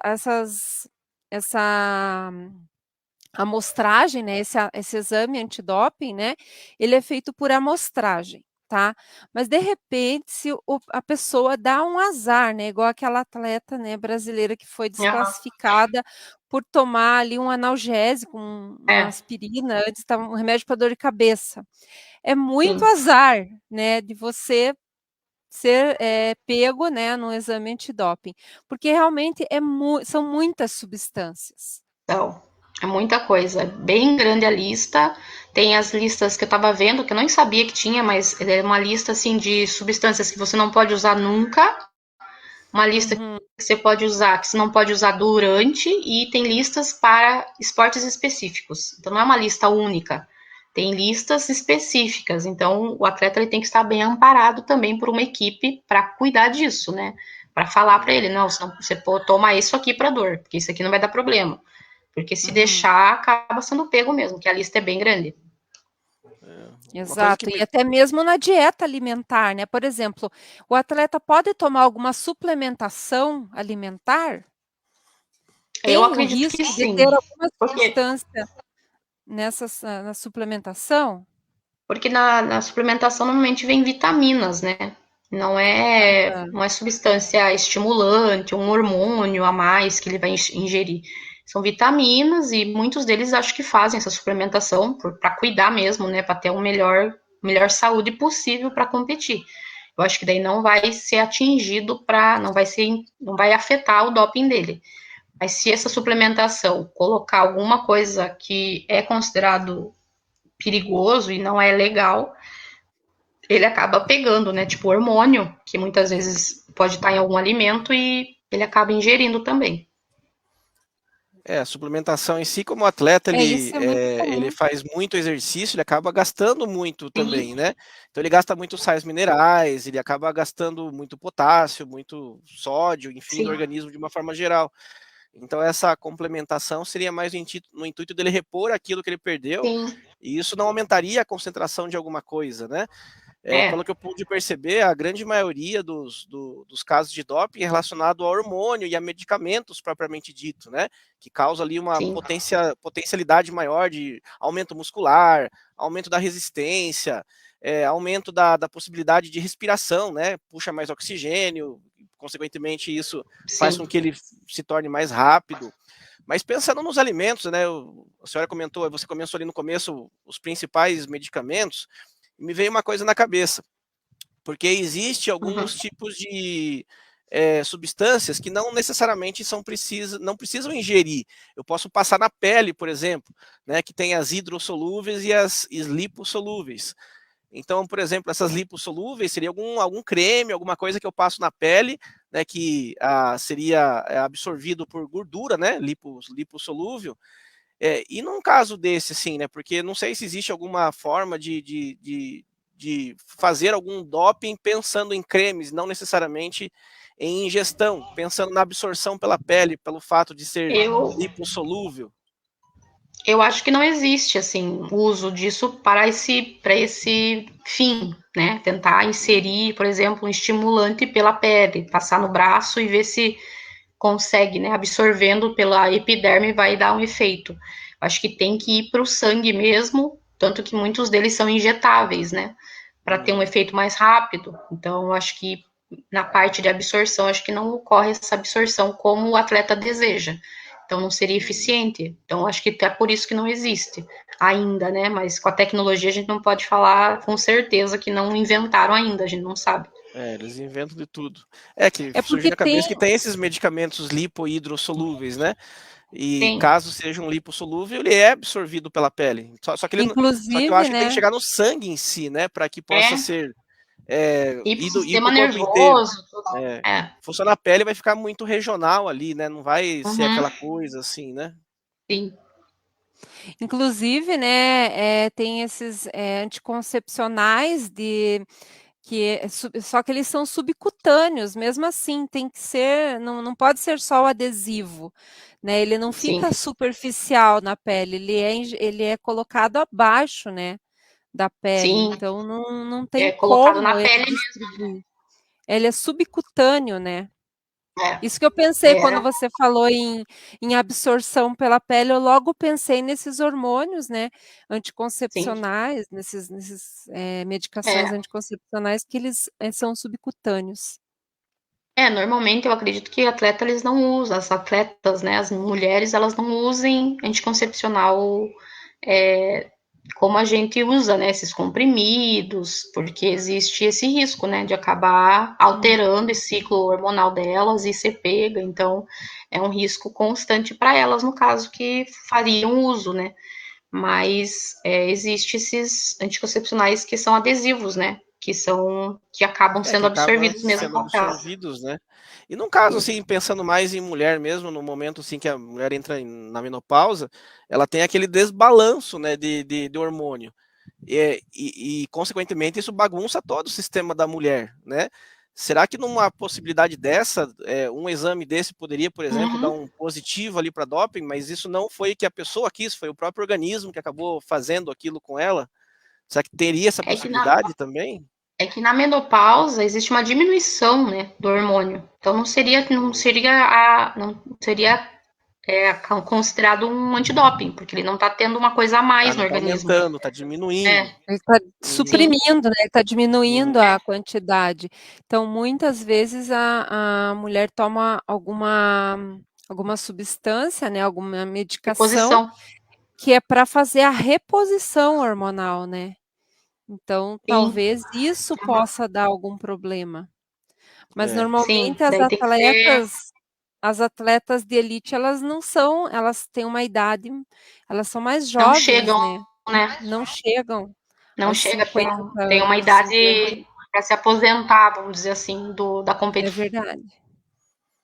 É Para até o fazer Não corpo, tem né? atletas que cheguem a essa. Para fazer um paralelo aí para os alunos conseguirem entender por que foi escolhido esse tema, né, pessoal? Sim, o Thiago está perguntando, os professores irão comentar sobre a execução do portfólio, né? Então tem bastante aluno perguntando ali sobre o nosso trabalho, professor, né? Que nós temos uma fase que é estudo de caso, outras fases que são portfólios. E essas aulas aqui do colóquio, né, essas apresentações, elas têm o objetivo de dar base para o aluno ter uma resposta assim mais coerente no trabalho. Então, já ajudando o Thiago ali, pelo menos a parte da química em si, a gente vai falar muito dessa parte de ser, não necessariamente assim, do doping propriamente dito, assim, como a professora está falando, mas é óbvio que isso pode ser usado e deve ser usado na sua escrita. Mas a gente vai falar um pouquinho sobre essa parte de ser hidrossolúvel, lipossolúvel, por isso que eu puxei esse gancho ali da pergunta da professora, né? Porque eu vi que tinha algumas substâncias ali que eram amidas, né, pelo nome dos medicamentos. Sim. E aí, quando você tem essas estruturas aminas, amidas, você automaticamente tem uma substância que tem um caráter polar. Vou puxar um pouquinho aqui para o nosso trabalho.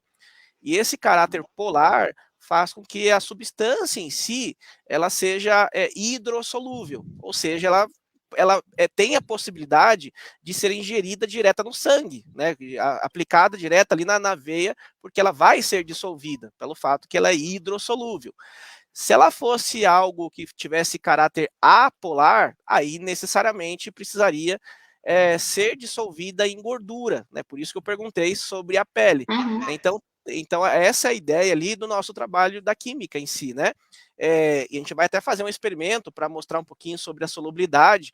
A gente não vai usar medicamento, né? Porque aí seria um pouco mais complexo. A gente não vai usar o espectrômetro, alguma coisa assim.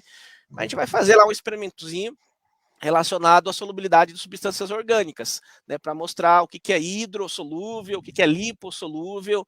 E esses hidrossolúveis, que a professora comentou ali agora há pouco, né? Dos medicamentos em si, você pode pegar esse gancho, né? Porque ele precisa ser aplicado, igual a professora comentou, né? A grande maioria, na verdade todos, né?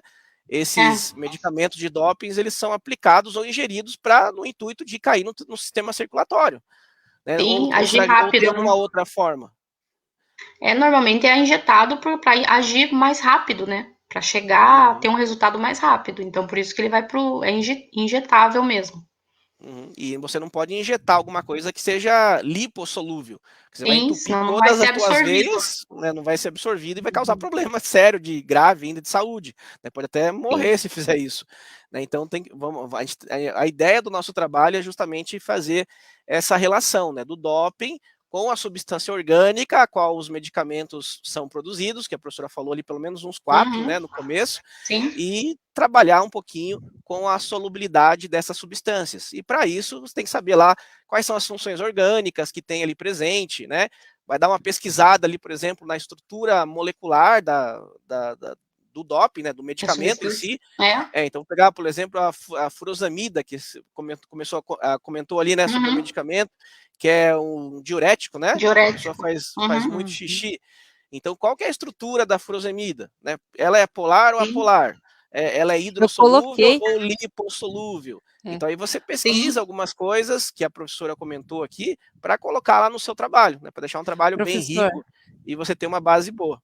Manda, professor Eduardo, eu coloquei as estruturas, tá, de algumas moléculas que a professora comentou, né? Eu coloquei a furosemida, testosterona e coloquei mais uma outra, acho que a EFO, né? Coloquei lá, né? Para os alunos terem uma noção, mas eles podem procurar, né? Pesquisar no Google mesmo, alguma outra ferramenta que tenha, né, alguma outra página que tenha essas substâncias. Elas são todas moléculas orgânicas, muitas delas são funções mistas, então tem várias funções ali, mas tem bastante a presença de grupamentos amida, cetonas, formaldeídos, então vocês vão ver ali que tem álcoois, né, então tem bastante a incidência desses grupamentos, né? O que dá a diferenciação ali de algumas estruturas, né? Terem maior afinidade com a água do que com a gordura. Né? Então, por isso que elas são melhores absorvidas ou não, né? Isso explicaria como ele age no organismo, né? Isso já leva a gente a entender como ele age, né? Exato. E não se preocupe, o pessoal da física, da matemática, está falando, puxa, mas esse vai ser o nosso foco. Não, né? Tem cada grupo, cada curso, né, tem um trabalho específico. Esse da solubilidade, né, de fazer o experimento, inclusive. Esse é da química. Esse é da química, inclusive, acho que vai ser no dia 26, né, prof? Se não me engano, se é o nosso experimento. Aqui, a prática é dia 26 de novembro. Então além desta aula, né, desse colóquio, né, que a professora Luciane aí, a professora Luana, desculpa, ajudou bastante a gente, também teremos a aula de laboratório, né, do dia 26, começando às 7 horas. Então, juntando essas duas aulas, o teu trabalho vai ficar excepcional. Né? Então, é importante que você realmente esteja participando, tanto desta aqui, né? Reveja, né? Eu tenho o link aí, você sabe que está no YouTube, então reveja essa apresentação da professora, pegue ali os medicamentos, né? As substâncias a qual ela comentou, pesquisa sobre elas, dá uma olhadinha na aula do dia 26 também, que é ao vivo, né, que a gente vai fazer atividades práticas relacionadas a isso, e aí juntando tudo isso, né, o pessoal de química aí vai conseguir fazer um trabalho muito, muito bem elaborado. O pessoal de física tem um outro foco, de matemática tem um outro foco. Isso, o Tiago está perguntando, o Tiago Luiz perguntou se esse material vai ser disponibilizado. Sim, né? Os estudos, o material das orientações do portfólio já estão sendo disponibilizadas nas salas das disciplinas, e daí a gente vai colocar também o link dessa aula, né, professor, desse colóquio, também vai estar lá junto com os materiais complementares, Isso, aí você tá? pode ficar vendo quantas Então, vezes você quiser. isso, a gente vai Vamos colocar o enjoar. linkzinho lá. Não, vai bem bacana, professora, foi ótima a sua aula, sabe, a gente só tem a agradecer mesmo, porque foi, assim, maravilhosa. Nada como a opinião, assim, de um especialista na área mesmo, Legal da mesmo. farmácia, né, da bioquímica mesmo, né, voltada para essa área, porque nós, né, nós somos químicos, então a gente entende, na nossa área mesmo é a química, então das estruturas ali a gente pode comentar tudo, as Sim. técnicas analíticas, que nem você falou da espectrometria de massas, para mim é tranquilo, cromatografia Sim. gasosa, cromatografia de íons, todas as outras técnicas, né, E analíticas. use isso para o Mas trabalho. isso, pode usar isso para o Use essas trabalho informações aí para o tranquilamente, trabalho. a gente vai ficar muito feliz. E também, né, mas só que tem coisas ali que são específicas, né, da sua área, né, que são Sim. muito específicas. Então, acho que tudo contribui para que o trabalho seja interdisciplinar mesmo e faça o maior sucesso. Então, muito obrigada, professora Luana, foi ótima a sua participação, Excelente eu Obrigada. mesmo. adorei. Obrigada pelo Professor Gui, convite. Qualquer coisa, estamos aí. Qualquer coisa Com pode certeza. entrar em contato. Obrigada. O professor professor Guilherme ele Guilherme vai agora dar vai dar os recados finais aí, prof. Gui. Então Tá fala bom. lá. Então, obrigado, professora Lana, por ter participado. Foi muito legal Obrigada. a tua fala, eu fiquei realmente concentrado ouvindo.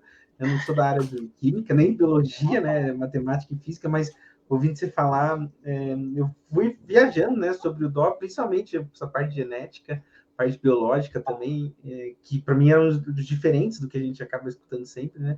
Eu até fiquei refletindo depois sobre se esses efeitos são permanentes, a pessoa injeta, ou não sei qual é o termo, doping, e depois será que esse efeito dura por 1, 2, 3 anos, mesmo tenha parado?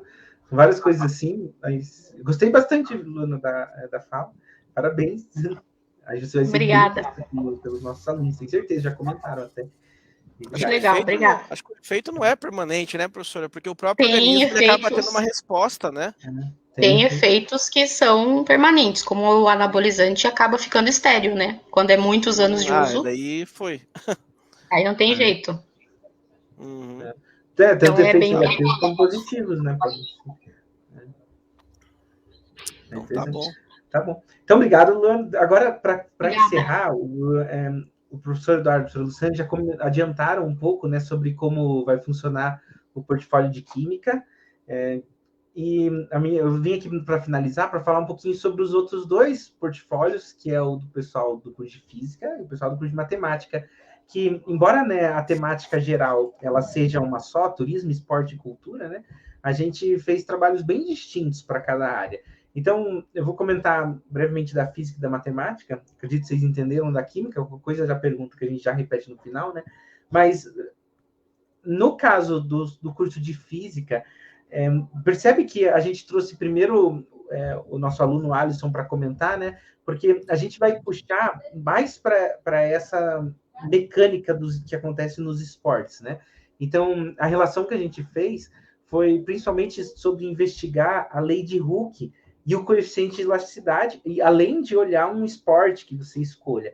E é interessante que em boa parte das movimentações, num pulo, quando você aterriza no chão e salta, por exemplo, a superfície ela trabalha como se fosse uma mola. E por se trabalhar como se fosse uma mola, a gente pode entender o coeficiente de elasticidade, né, características que essa superfície tem de fazer o efeito de dobrar e depois esticar, né, e a lei de Hooke, que explica esse fenômeno, né.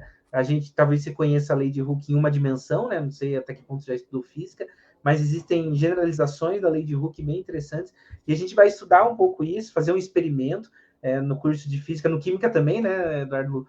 A gente usa o laboratório portátil individual para os alunos que já receberam, e para os alunos que ainda não receberam, aí tem uma aula prática no curso de física no dia... não estou com a data aqui, me desculpem, mas logo vai ficar com... Se vocês tiverem, Lu e Eduardo, vai ter uma aula prática numa das sextas-feiras que os professores do curso de física vão fazer o experimento, então vai ser algo bem interessante.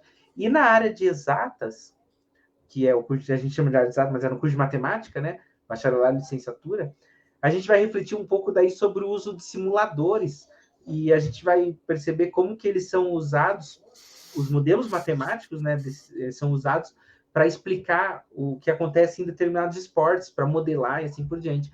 Então, a gente levantou vários softwares que fazem isso, em especial 3 bases, que é o GeoGebra, o PET Colorado, e tinha mais um, e o NOAS, né? E alguns outros também tem, né? Que trazem simulações computacionais de fenômenos esportivos, seja individual, seja coletivo, né? E é interessante que no computador aparece isso, né? Tanto que é lógico que o computador deveria fazer isso, né? Porque para quem joga, por exemplo, jogos de computador, videogame, assim por diante, hoje, né? Os jogos de computador eles simulam, não deixam de ser uma simulação, né? Eles simulam de uma forma muito adequada um jogo de futebol, né? Quando você olha, você fala, poxa, parece que é um jogo de verdade, tanto em qualidade gráfica, né? Como na movimentação. Eles obedecem muito bem a lei da física que acontece ali. E a proposta, no caso da matemática, é você descrever um pouco o simulador, como que você poderia utilizá-lo, como que você poderia explicar um conteúdo específico da matemática a partir do uso do simulador, como que ele funciona como uma ferramenta de ensino, né? E como você descreve relações entre o conteúdo e o esporte que você escolheu. Então, são temáticas bem interessantes. Tiago, é para estar lá nas salas que você conferiu. Se ele não tiver disponibilizado, provavelmente foi um engano bem pontual, mas aí você abre tutoria ali falando, professor, meu trabalho não apareceu aqui, mas daí até amanhã com certeza já vai estar lá na sala. Mas no mais, agradecer todo mundo ter participado, a professora Flávia, nossa coordenadora, que está aqui nos bastidores acompanhando, o senhor Eduardo e o senhor Luciano, que aceitaram esse desafio hoje, né, de falar um pouco sobre essa temática. A intérprete Luiz, que hoje eu não tinha cumprimentado, chegou depois, muito boa noite, fez um trabalho muito bom. E obrigado por todos que vieram participar. A gente vai se ver ao longo da fase e eu espero que vocês cresçam bastante, né, nessa última fase desse ano de 2021. Então, boa noite para todos. O que vocês precisarem, abram tutoria, como eu falei no começo do curso, eu quero vocês conversando com a gente, sabendo o que vocês estão fazendo e participando das propostas. Tem várias aí pela frente, né? Então, boa sorte. Tudo bem, gente? Vamos embora? Isso aí. Então, não esqueça que amanhã, né, temos aula de laboratório. Isso que eu ia e no falar. dia 26 temos também, que será relacionado à aula aí que vai preparar vocês para o portfólio. Tá? Mas amanhã temos aula, né, sobre termodinâmica. A professora Ana, muito experiente aí na área, ela vai trazer ali vários experimentos. Então, a partir das 19 horas, na Escola Superior de Educação, no YouTube ali, ou no Facebook das exatas, ou então pelo próprio Ava Univirtus, você pode acompanhar a gente a partir das 7, né, nas aulas de amanhã. Então marque isso aí, e no dia 26 não perca de jeito nenhum, porque aí realmente é a preparação aí para você ter mais base para fazer o seu trabalho, né, o seu portfólio em si. É isso aí, né, fechar gente? Essa fase com chave de ouro. Chave de ouro, fechar o ano com chave de ouro. Isso aí. Isso aí. Obrigada, pessoal. Valeu. Então, tchau, boa noite, pessoal. Muito obrigado a todos aí. Boa noite, Luiz. Até boa amanhã. Noite, professor Eduardo, professor Guilherme.